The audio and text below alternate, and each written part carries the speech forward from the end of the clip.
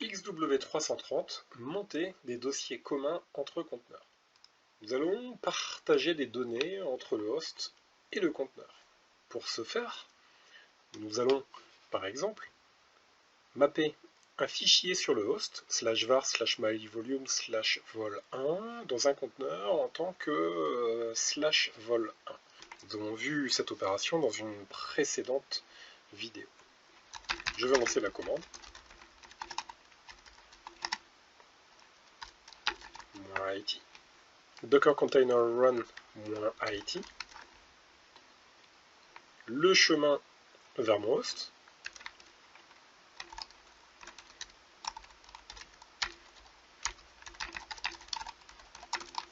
Deux points.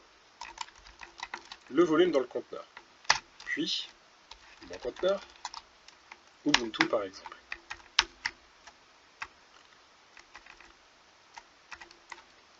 Pardon, j'ai oublié donc le paramètre -v afin de faire.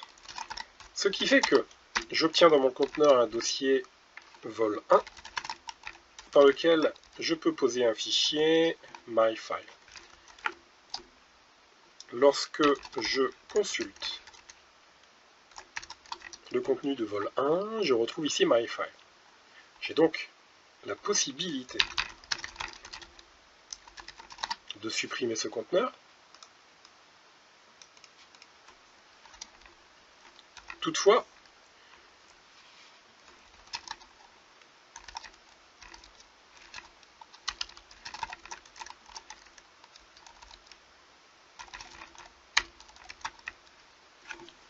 mon fichier myfile, ici, comme vous pouvez le voir, reste bien. Avec le paramètre -v, on peut donc effectuer une correspondance. Partage de données entre plusieurs conteneurs. Nous avons donc la possibilité de faire le même type de partage entre différents conteneurs avec des dossiers différents vers le même dossier sur le host. Faisons un essai. J'exécute un nouveau conteneur vers ce dossier myvolumes.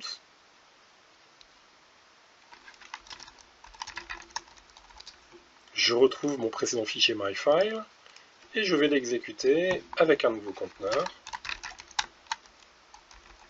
Et je retrouve myfile. Il s'agit bien d'un autre conteneur avec ici un ID 51 et ici un ID 15. Lorsque je crée un autre fichier dans mon premier conteneur, celui-ci apparaît directement dans l'autre. Il ne s'agit pas d'une copie, il ne s'agit pas d'un lien symbolique, mais il s'agit d'une correspondance entre les dossiers. Et ceci est une assez bonne pratique. Toutefois, c'est une approche décentralisée et elle n'est pas recommandée. Pour ce faire, nous allons créer un conteneur orienté volume. Nous allons, pour ce faire, créer un conteneur qui sera à l'arrêt, sans process, et avec un volume qui sera créé, qui sera /vol1. Ce conteneur, donc, qui sera à l'arrêt, ne consommera strictement aucune ressource. Pour démarrer un conteneur à l'arrêt, nous pourrions le démarrer avec une commande /bin/true qui s'arrête tout de suite.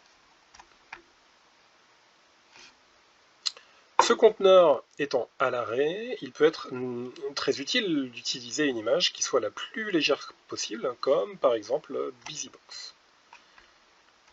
Nous pourrions donc très bien lancer ce style de conteneur avec un Docker Container Run -v de BusyBox bin true.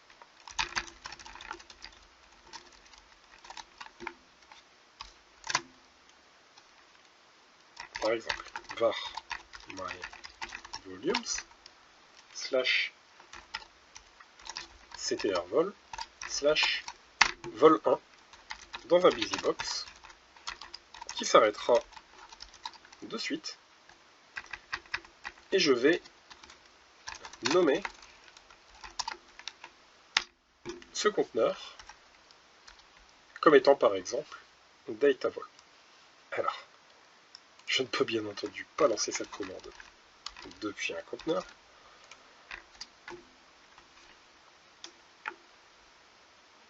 Mon image BusyBox donc, est ici téléchargée pour la première fois.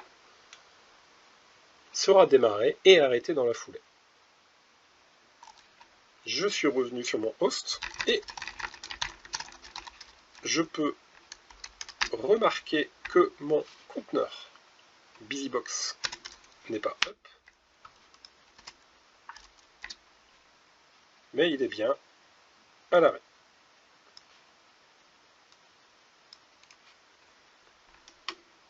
Maintenant, mon volume sur mon host, qui est myvolume/ctrvol, existe bien. L'objectif d'un conteneur orienté volume consiste à centraliser nos définitions de conteneur. Nous avons donc notre conteneur orienté volume et nous allons créer d'autres conteneurs qui seront up en production, mais qui par contre vont récupérer le ou les volumes depuis un conteneur, ici orienté volume, avec la commande volumes from. Tous ces conteneurs recevront donc automatiquement tous les dossiers qui ont été créés dans ce conteneur orienté volume, en l'occurrence un dossier /vol1 qui créera donc des dossiers vol1 dans tous mes conteneurs.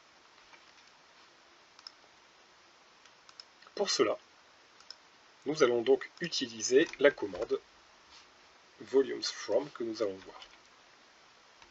Sachez que cette définition centralisée est ici fortement recommandée.